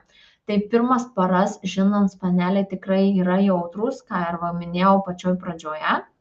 Vėliau jie adaptuojasi ir jie jau kaip ir pripranta, tai gali būti įtrūkimų, galima naudoti, kaip ir minėjau, kremą po maitinimo pasitepti, visada į naudą bus irgi oro vonios, leisti pakvėpuoti po kažkokią maikutę, kažkokį laikotarpį nesidėti būtent liemenėlės. Žindymo metu tikrai rekomenduojama visada dėvėti liemenuką, todėl kad vėlgi, kad nebūtų tempimo jausmo žemyn, nes tai tempiasi ir atsiranda papildomas diskomfortas. Maitinimo metu labai svarbu laikytis su krūtimis yra ir rankų higienos. Tai prieš maitinant ir aplamai jau atsiradus naujagimiui rekomenduojam tikrai daug dažniau plauti rankas, nes jūs tai paliesit save, tai paliesit naujagimį, vėl kažką paliesit ir tą infekciją bet kokią galit pasigauti, ypač kai visur yra įtrūkimų ir žaizdelių. Pieno sąstovį galima įtarti, jaučiant konkretų ribų kažkokį gumbą krūtyse, kuris masažuojant maitinimo metu sumažėja. Tai jeigu pradedat jausti, ką labiausiai jaučia pacientės, tai šonuose, nuo pažasties tos vadinamos pusės, ar ne, tai kaip maitinat truputėlį, kai aš sakau, jeigu spenelis yra kaip saulytė, tai pieno latakai yra kaip visi spinduliukai. Va taip stumiant nuo tos vietos link spenelio, jūs galite taip išmasažuoti tą pieno sąstovį, nes net pradėjus masažuoti, jūs pajausit, kad intensyvesnė srovė yra. Lygiai taip pat tokį pieno sąstovį galima išmasažuoti po šiltu dušu. Tai jeigu, tarkim, tuo metu nemaitinat, bet matot, kad vis tiek jums skauda, galite eiti į šiltą dušą ir lygiai taip pat šiltam duše atsiveria pieno latakai, ta vadinama saulytė, ir jūs lygiai taip pat galite išmasažuoti. Tai reikėtų numasažuoti tik tą diskomfortą, nes kuo daugiau jūs masažuosit, tuo daugiau jūs kursit pieno apykaitos. Ir aš kaip sakau, pientraukio nusitraukimas ir visi šitie dalykai su pientraukiu išgelbėtų, jeigu tik tai yra nutraukiamas tas diskomfortas. Jeigu traukiama ir daugiau, kad atrodo, fainai atlengvėjo krūtis, tai ne, nes jinai rytoj bus dar dvigubai daugiau pieno. Nes krūtis užsikuria taip, kad atrodo, kad kiek jums suvartojama to pieno, tiek kitą dieną jau gali būti dvigubai daugiau. Tai čia yra, nukrypau apie žindymą, bet vis tiek į krūtų tą pačią temą. Tai kreiptis į gydytoją tikrai reikėtų, jeigu nepavyksta išmasažuoti kažkokio sąstovio, jeigu jau jaučiat stiprų krūties skausmą, krūtis jau yra tokia visiškai bordo spalvos paraudusi, skauda net prisiliesti arba atsiranda jums temperatūra. Tai būtina tada važiuoti irgi pas gydytoją. Tada yra apžiūrima, skiriami vaistai, antibiotikai ir panašiai, kad būtent jau nebūtų mastito ir visų kitų bėdų. Kas atsitinka su pilvo siena? Tai pilvo siena būna išsitempusi, pilvo sienos raumenų tonusas silpnas, pilvo sienos sugrįžimas į būseną buvusią iki nėštumo priklauso visiškai nuo jūsų fizinių pratimų. po natūralaus gimdymo moteris gali pradėti mankštintis tuoj pat praktiškai, rekomenduojama po 6 savaičių, kaip apsilankysit pas ginekologą, bet jūsų vis tiek fizinis tas aktyvumas ir mankšta lygiai taip pat yra ir su naujagimiu nešt, pakelt, padėti ir lygiai tas pats. Tai yra fizinio krūvio. Po cezario pjūvio, tai be abejo turi praeiti visi skausmai. Bet pilnumo siena, kaip matoma traukytė, tikrai jau po savaitės ženkliai būna sugrįžus. Taip. Kas atsitinka su visa moters emocijomis? Tai vėlgi, visame pasaulyje maždaug 10% nėščiųjų ir 15% ką tik pagimdžiusių moterų patiria psichologinių sutrikimų. Pasak Amerikos akušerių ir ginekologų draugijos teigimu, perinatalinis laikotarpis yra ypač sudėtingas metas, kuomet pagimdžiusios moters emocinė būklė staigiai gali pasikeisti. Vieną dieną laimingos, kitą dieną verkiam, ar ne? Tai yra laikotarpis, kuomet psichologinių sutrikimų rizika gali padidėti net kelis kartus. Ir paprastai nuotaikos svyravimai, nerimas, naujagimių, savo sveikatos kažkoks neįvertinimas arba net nežinojimas, ar ne, ką daryti, nežinai, kas tam vaikučiui yra, kas man dar yra. Tai tas visas toks dirglumas atsiranda ir tai išprovokuoja tą tokį emocinį foną namuose. Ir į tai reikėtų tikrai atkreipti dėmesį. Po gimdyvinio laikotarpio metu moteris jaučia stiprius hormonų pokyčius ir nuotaikų aplamai svyravimus. Tai aš visada rekomenduoju į tai atkreipti dėmesį, stebėti save ir tikrai, jeigu turit kažkokių nusiskundimų, tai dabar yra, žinot ir ne, ir apie Edinburgo skalę, pereisim į kitą skaidruolę, tai jūs matysit, aš įdėjau irgi dabar nėščiosioms, yra 30-32 savaitę. Nenustebkite, jeigu dar kas nesat dėję iki tos nėštumo savaitės, tai nuo Liepos mėnesio, tai jau ne šių metų, praeitų metų Liepos mėnesio įsigaliojo įsakymas ministro, kuomet visos nėščiosios yra įvertinamos pagal Edinburgo skalę. Ir jūs užpildysit pas gydytoją klausimyną, dabar jau šita skalė yra pildoma ir kai jau susilaukėt naujagimių gimdymo namuose ir grįžus, kai lankysitės pas pediatrus. Tai čia viskas tam, kad stebėti, ar ne, kad pastebėti, kam yra, atrodo, gal ir man norma, kad liūdna, bet iš tikrųjų nėra norma. Tai po gimdyvinės depresijos būtent centro parengtas ir lankstinukas. Ir internete jisai yra, tai yra visi ir kontaktai, kur galima kreiptis, jeigu turit kažkokių sunkumų emociškai ar kažkokio specialisto reikėtų ar ne. Tai kiekvieną pogimdyvinį laikotarpį lydi emociniai, psichologiniai ir pažinimo pokyčiai. Po gimdyvinių laikotarpių galima pastebėti tam tikrus nuotaikos pokyčius arba žodinio mokymosi funkcijos sutrikimus. Šis laikotarpis daugumai moterų turi tikrai didelę įtaką požiūrį į save ir į aplinką. Kiekvienas nėštumas ir gimdymas sukelia tam tikrus reikalavimus mums, ar ne, susijusius su nėštumu, pogimdyvinėm baimėm, prisiderinimu prie aplinkos, fiziniai, psichologiniai pokyčiai, viskas tai įtakoja. Ir daugumai moterų gimdymas yra patirtis, apie ką jos aplamai vienos nenori net prisiminti, ar ne, kitos nori. Tai lygiai taip pat, jeigu laukitės ar ne, net ne pirmą kartą, su vienu nėštumo laikotarpiu jūsų emocinė būsena gali būti visiškai tobula, o su kitu nėštumu gali būti labai sunku. Tai visuomet rekomenduoju kalbėtis namuose, mūsų paskaitose, ar ne, kur atvyksite į būtent psichologijos temą ir tėčių simuliatoriaus, tai aš visada rekomenduoju išeiti pasivaikščioti, bendrauti ir kalbėtis lygiai taip pat jau dabar nėštumo metu, po gimdymo apie tą patį, ar ne, nes jau jūs su vežimuku, su naujagimiu lankotės. Tai kad jūs ir jūsų vyras atpažintų, ar ne, kas gali keistis moters organizme.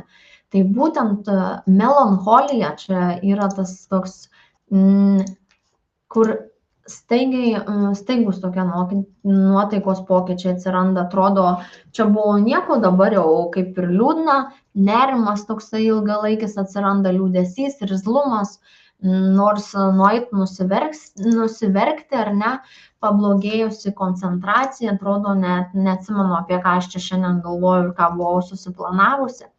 Apetito pokyčiai atsiranda ir su miegu susiję sunkumai. Visas šitas toksai sudaro vėlgi tokį didelį nuovargį.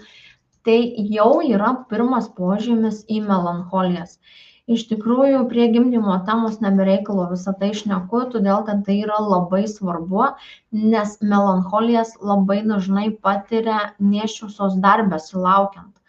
Tai tikrai nepameskit savęs, stebėkit psichologinę savo būseną, todėl kad tai labai svarbu, jūs gerai jausitės, jausis gerai ir būtent mūsų visa šeima aplinkui, ar ne, naujagimis bus ramesnis, nes jūs ramesnė, vyras patenkintas ir panašiai.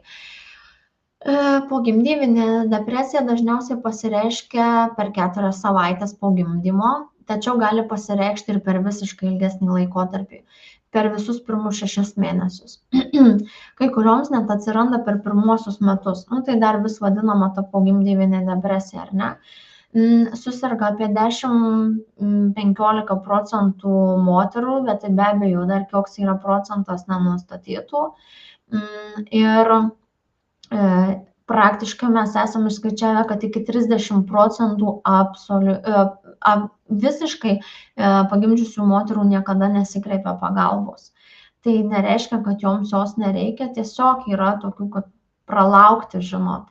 Tai sergant pogimdyvinę depresiją ir išvardintiems tokiems kaip simptomams, tęsiantis ilgiau negu 2 savaitės, besibaigiantis toksai liūdesys, tuštumo jausmas jau atsiranda, ar ne? Prie melancholijos jos dar nėra, bet jau prie gimdyvinės depresijos atsiranda tuštumo jausmas, interesų, absoliučiai malonumų jausmo praradimas, kai tau nieks nemalonu, užsisklendimas savyje, vengimas bendrauti, net ir su pačiais artimaisiais, nemiga arba atvirkščiai padidėjęs mieguistumas, kūno svorio pokyčiai, dėmesio sutrikimai ir jau, aišku, mintys apie savižudybę. Tai tikrai rekomenduoju bendrauti šeimoje, kad visoje šitoje situacijoje būtumėt pastebėtos. Nebijokit pasakyti artimajam šeimos nariui, kad jums reikia laiko ten 15 kad ir minučių, ar ne, tyloj pabūti, nusimaudyti arba tiesiog išklausyti, ar ne, gal jūs kaip pasakysit, kaip jūs jaučiatės, jums nuo to bus jau vien lengviau, ar ne, kad jūs išklausė. Ir įdėjau tokį visiškai pabaigai, kad apie vyrų irgi pogimdyvinę depresiją, nes galbūt mūsų klauso ir būsimieji tėčiai, tai tikrai nenoriu skirti, kad viskas yra moterims, bet žinot, tuos 9 ir 10 mėnesių buvusią nėštume, tai iš tikrųjų yra menkiau ištyrinėta vyrų depresija, bet tai yra jau apie ją kalbama. Ir tėčiais tapę būtent vyrai taip pat gali susirgti depresiją. Jiems, aišku, yra tuo pačiu lengviau tas laikotarpis pereinantis, bet vėlgi, tuos visus simptomus ir jausmus lygiai taip pat patiria ir jie, ar ne? Nes mus prižiūri ginekologas, mus stebi, o realiai su vyrais tai niekas kaip ir nekalba, ar ne? Jie gaunasi tokie kaip ir nuošaliai, bet viską turi su mums žinoti ir palaikyti.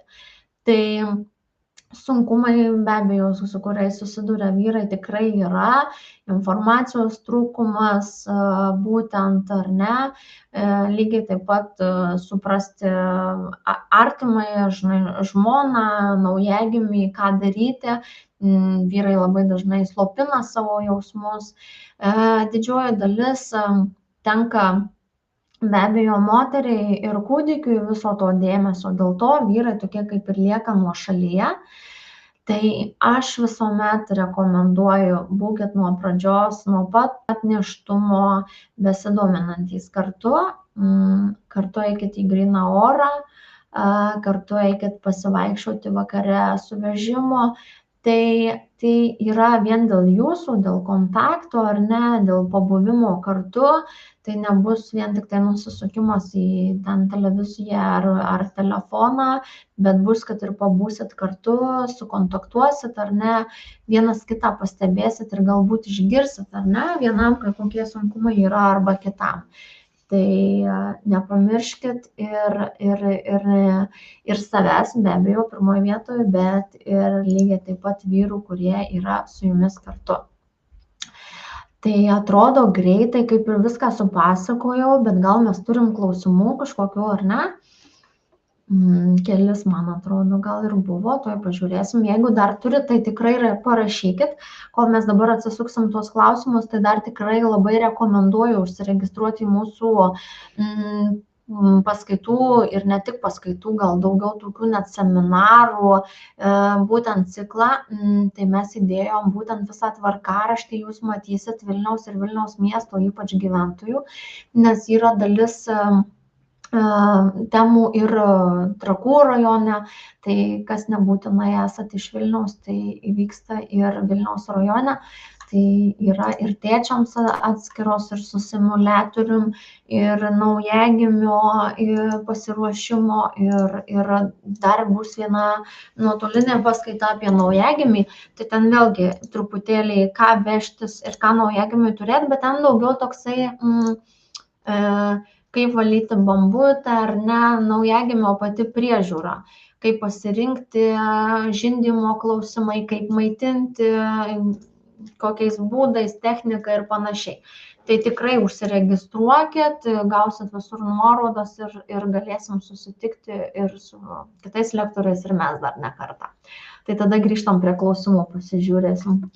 Daivį teko girdėti, jog gimdykloje yra dušas.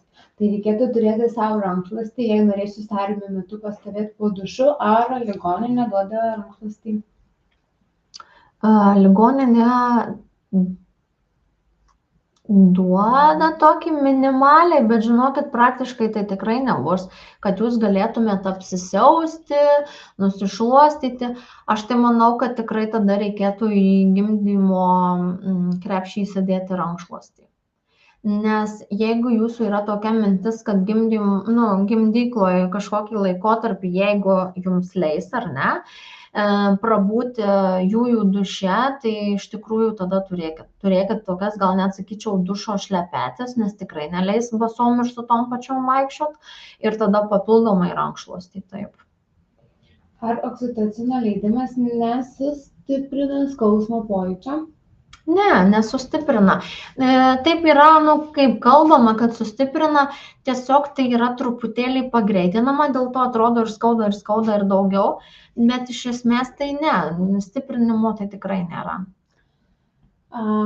Dar ginekologas sakė, kad reikėtų atvykti po 2 savaičių išsiimti siūlus. Tai nuo ko priklauso, kada tirpsintys bus, o kada ne? Čia viskas priklauso taip, kaip jums pasakė išvykstant, dabar jums pasakė ginekologas dabar nėštumo metu, iš naujo paskaitom klausimą. Dar ginekologas sakė, reikėtų atvykti po 2 savaičių išsiimti siūlus. Tai jūs jau greičiausiai pagimdžiusi ir jums sakė atvykti po 2 savaičių.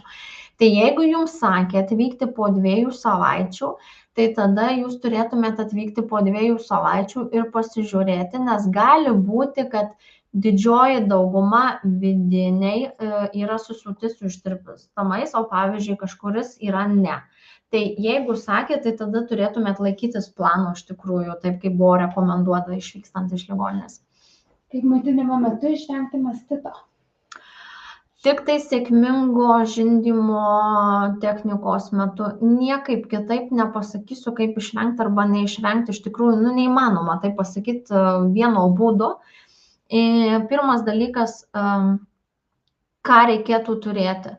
Tai labai taip banaliai pasakysiu, bet iš tikrųjų tai tiesa, reikėtų namuose turėti porą kopūstų lapų užsišaldžius. Dabar jau yra naujovė, yra tos krūtų želiniai šaldantys tie tokie maišeliai. Tai nebūtinai kopūstas, bet kopūstas, kaip sako, ir šaltį tą traukia ir visą ką. Ir lygiai tą patį dar žinoti, ką aš čia ir truputėlį užsiminiau apie tai, kad galima nueiti į dušą prieš maitinimą išmasažuoti ar ne guzelį ir tik pamaitinus išsyk dėti šaltį. Tik tai ne ant spenelių, o vėlgi ant visos krūties. Ten tas želinės krepšelis, jis toks ir yra, irgi kaip saulutės forma. Tai tada jūs tik pamaitinat ir su šalčiu užtraukiat truputėlį pieno latakos. Tai čia yra toksai, žinot, namų sąlygom, o visa kita tai yra tik tai taisyklingas maitinimas, tik taisyklingai sėdint, taisyklinga padėtis, taisyklingas apžiūrimas. Jeigu jūs taisyklingai maitinsit, nebus mastito, viskas bus tvarkoje. Tik tai reikia neįsigąsti tų pirmųjų dienų, ką kalbėjom apie krūtų sukietėjimą ir tos tokius guzelius. Ar tiesa, jeigu mityba ir nėra pati geriausia, vaikas vis tiek paima iš mamos visus vitaminus, realiai čia tik dėl svorio ta mityba reikalinga? Pirmoje vietoje mityba reikalinga aplamai dėl jūsų, kad jūs jaustumėtės gerai, nes jūs taip, naujagimis paims viską, ką jam reikia, tikrai gims, viskas su juo bus tvarkoj, bet iš patirties galiu pasakyti, irgi su naujagimiu konsultavaus ir su ne vienais neontologais, ką ir minėjau, apie tai nėra kalbama, bet, pavyzdžiui, nėščiosios ar ne, tas pats ten geležies nebuvimas. Po to, kaip daro naujagimiui tyrimus, vėlgi randa, tarkim, mažiau geležies, randa ten kitų elementų mažiau. Ir visa tai įtakoja nėštumo metu jūsų mitybą. Tai jeigu vis tiek yra nepilnavertė mityba, rekomenduojami, tie yra polivitaminai. Aš suprantu, kad ne visi yra už vitaminus, bet suprantat, tam tikrų medžiagų jūs negausit natūraliai valgant. Tarkim, pas mus žiema ir ten negausim natūraliai iš kažkokių vaisių, daržovių ar ne. Tai visi tie elementai, pradedant netgi iš paskutinės mano konferencijos, druska, tos pačios barstymas ar ne, kur vieną dedi, kur ten į karštą vandenį ir pusė jos žūsta, o kitą, kur užsibarstai tik tai ant maisto. Tai vėlgi tas toksai, mes daug dalykų aišku nežinom, bet visa tai yra tikrai dėl naujagimių, jis tikrai pasiims tiek, kiek iš jūsų reikia. Bet mitybą rekomenduojam vis tiek turėti pilnavertę arba ją papildyti vitaminais. Ar vakuumo ir replės naudojamas tik išimtiniais atvejais, ar nebūna lengviau padaryti įkirpimą? Pirmoje vietoje tikrai, kaip sakot, įkirps ir tikrai pagimdysit pati. Vakuumas ir replės eis kraštutinumo atveju, kai nieko kitų negalima padėti. Jeigu nustojo dalyvio vartoti folio rūgštį nuo 12 savaitės, ar vertėtų vėl ją pradėti gerti dabar 29 savaitę? Ne, tikrai ne, nevertėtų. Nieko labai nepakeisit, nes aš galvoju, kad kažkokiu momentu vis tiek ar kažkokius vitaminus dar gersit, ar tą patį gale magnį dažnai nėščios geria. Tai nereikėtų dabar jau nutraukus vėl gerti. Kaip atpažinti, kad vyras turi depresiją, kokie klausimai padėtų tai identifikuoti? Tai va, kaip toj paskutinėje skaidruolėje rašiau, ar ne? Taip, grįžtam, ar ne? Tai lygiai taip pat aplinka, susidomėjimas, ar ne, lygiai taip pat, būtent, kad galit pasijungti į būtent pogimdyvinės depresijos yra atskira svetainė, ten yra visas klausimynas. Vėlgi jūs turėtumėte atskirti, kodėl jisai ar ne, tarkim, nebendrauja ar bendrauja, aš nežinau, kodėl šitas klausimas, bet didžioji vėlgi ta dalis, ar jam liūdna, kad yra kažkas ar ne dėl darbo, nes jis vėlgi atsako už papildomą šeimą, aš visada rekomenduoju pirmoje vietoje susėsti ir pakalbėti. Gal jį užklupo tiesiog, žinot, toks, kaip sakom, minčių lietus ir jis nežino, nuo ko pradėti, ar kaip išlaikyti šeimą, ar kad jam neramu, kas darosi naujagimiui. Tai va būtent to tokio klausimyno, kaip yra dabar Edinburgo skalėje nėščiosioms, tai vyrui dar šito nėra ir čia, aš manau, dar artimiausiu metu Lietuvoje ir nebus. Bet pasižiūrėkit klausimus, kurie yra jūsų Edinburgo klausimyne. Ten yra skliausteliuose balai. Jūs galite tuos pačius klausimus užduoti vyrui ir pasižiūrėti, ar jisai surenka 0, 6 ar ne, ar jis surenka lygiai taip pat 12. Tai jeigu jam yra kažkokių subsidinių minčių ar tenai nuotaikų kaitų pagal tuos klausimus sudėjus, tai jau jūs galite įvertinti ir užrašyti tikrai pas specialistą konsultacijai. Kokių vitaminų rekomenduojate išsitirti po gimdymo ir kiek laiko po gimdymo? Vitaminų nėra tokios rekomendacijos išsitirti po gimdymo. Realiai gliukozės tolerancijos mėginys yra daromas ir jeigu jisai nėštumo metu buvo per didelis, tai jums atvykus 6-8 savaitę jį kartos, rekomenduos pasikartoti. Tada dažniausiai paprastas kraujas yra daromas. Iš paprastojo kraujo formulės gydytojas sprendžia, ar yra kažkoks trūkumas ar ne. Atskirai vitaminai nėra tyriami po nėštumo. Jeigu turi nėščiųjų hipertenziją, ar leidžiama pačiai gimdyti? Koks spaudimas laikomas pavojingu? Tai jeigu jūs turit nėščiųjų hipertenziją, tai jums tikriausiai yra ir paskirti vaistai, kad sunormalizuoti, ar ne? Tai už šitą turėtumėt būti visą aptarus schemą, kiek jūsų riba yra ir ties kuria jums reikėtų papildomos dozės vaistų. Tai aš nežinau, nuo ko jūs aišku pradėjote, bet gimdyti jūs tikrai galėsite pati, be abejo, bet reikia stebėti šlapimo tyrimą kiekvieną kartą ir spaudimą būtinai kasdien stebėti. Nuo ko priklauso, ar gimdymo metu bus plyšimas ar ne? Neįmanoma šito irgi lygiai taip pat pasakyti, tai priklauso nuo daug dalykų, nuo jūsų pasiruošimo fizinio, būtent ar ne, raumenų tonuso, bet vėlgi, jeigu yra greitesnis gimdymas, nespėja tarpvietėje taip greitai sureaguoti, tai dėl to kartais ir va tie plyšimai ir įvyksta, nes per greitai yra pastumiama arba per greitai yra sąrėmiai. Bet tai visiškai neįmanoma niekaip kitaip įtakoti. Tik tai klausyti personalo, kada reikia sustoti ir per tiek, kiek liepia stumti, tiek stumti. Nes jie tą ir sako, kad būtent stebint tarpvietę jie taip ir liepia, kada reikia ką daryti. Ar geležies tyrimai yra privalomų tyrimų sąraše, ar reikia daryti savanoriškai? Ne, yra daromas bendras kraujas ir tenai yra hemoglobinas, pagal tai gydytojai dažniausiai skaičiuoja. Labai dažnai gydytojai tikrai dabar jau rekomenduoja atlikti papildomai, bet tai yra mokamas tyrimas feritinas, bet tai yra geležies atsargos. Tai nėra pats jūsų ar ne geležis, tai yra organizmo geležies atsargos, kiek jūs dar jų turit. Tai pagal tai, kiek yra atsargų, dar kitą kartą gydytojas skiria ar ne geležies. Bet tai yra taip papildomai mokamas, į nėščiųjų neįeina priežiūros planą šitas tyrimas. Ar turint per didelį vandenų kiekį leidžiama naujagimį nešioti iki termino galo, jeigu skatina gimdymą, kokiais būdais? Jeigu turit per didelį kiekį, žiūrint, kiek jums yra nėštumo savaičių ir gale jau jūs esat stebima stacionare papildomom echoskopijom ir jau jums yra sudėliojamas gimdymo planas. Taip, greičiausiai jūs tikrai gimdysit pati, viskas yra tvarkoj, bet jau jūs prižiūrės ir tikrai gydytojas siūs, pavyzdžiui, tarkim, ten Vilniaus mieste ar ne, siunčia į santaras ar ne ir nustato, kada ir kaip gimdysim.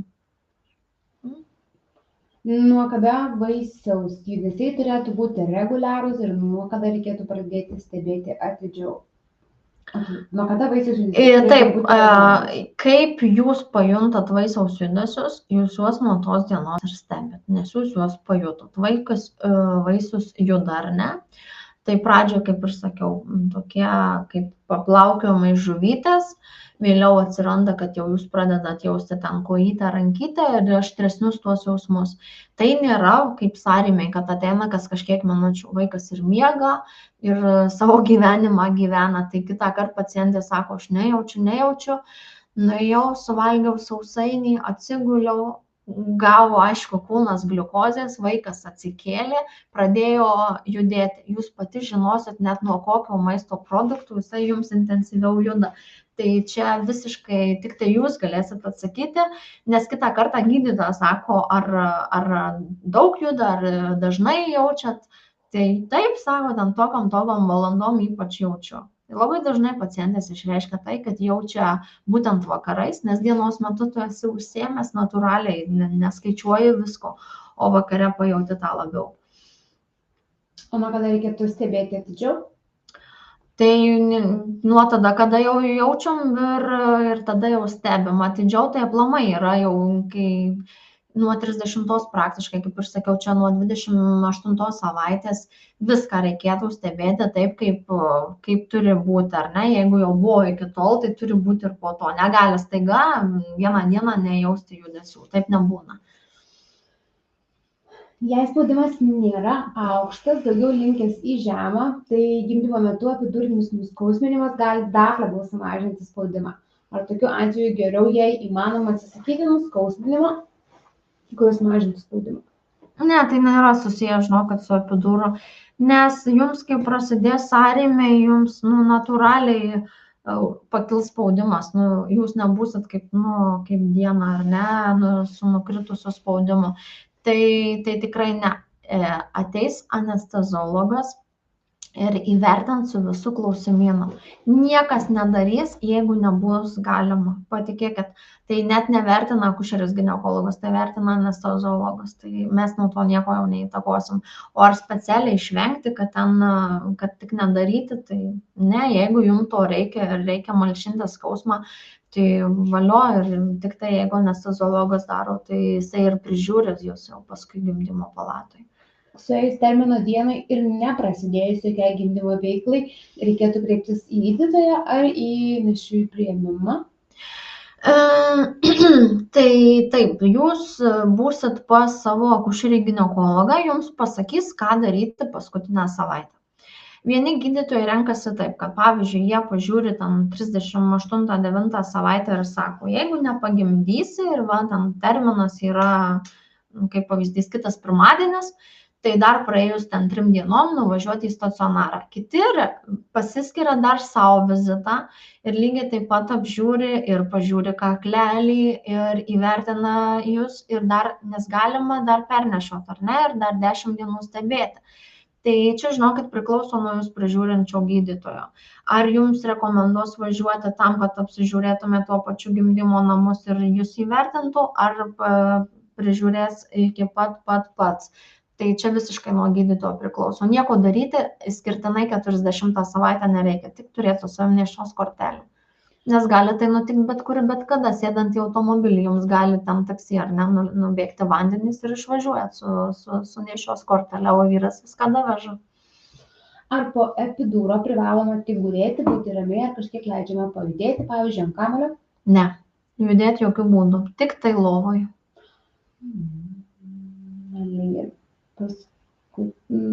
Dar kažkas rašo, kokia epidūro žala mamai ir vaikui?